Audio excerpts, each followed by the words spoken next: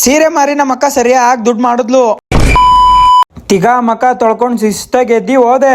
ಗಾಡಿ ಎತ್ಕೊಂಡು ಶಿಸ್ತಾಗಿ ನಾ ಮಠದ ಕಡೆಗೆ ಹೋದೆ. ನಮ್ ಬೈಂಗೆ ಕ್ಯಾಮ್ರಾ ಆನ್ ಮಾಡಿದ್ರೆ ಸಾಕು ಎಲ್ಲ ಬಿಟ್ಬಿಡ್ತಾರೆ ಈ ಅಂತ. ಶಿಸ್ತಾಗ 90 ಏರ್ಸ್ಕೊಂಡು ವಾಪಸ್ ನಮ್ಮ ಮನೆ ಕಡೆ ಬರೋದ್ ಕಾಲೇ ನಮ್ಮ ಅಕ್ಕ ಬಂದು ಕುತ್ಕೊಬಿಟ್ಟವಳೆ. ಯಾವ ಗ್ಯಾಪ್ ಎಲ್ಲೋ ನನಗೆ ನಂಬುಕೆ ಆಗ್ತಾ ಇಲ್ಲ. ಅಮ್ಮ ಅಕ್ಕ ಅಂತೂ ಅವತ್ತಿನ ಸೀರೆ ಅಂತೂ ಸರಿಯಾಗಿ ಮಾರಿ ಒಳ್ಳೆ ದುಡ್ಡು ಸಂಪಾದನೆ ಮಾಡ್ತಾವಳೆ. ನನಗೊಂದ್ ನಲ್ಲಿ ಮೂಳೆ ಬೇಕು, ಹುಡುಕ್ಬಿಟ್ಟಾಕು.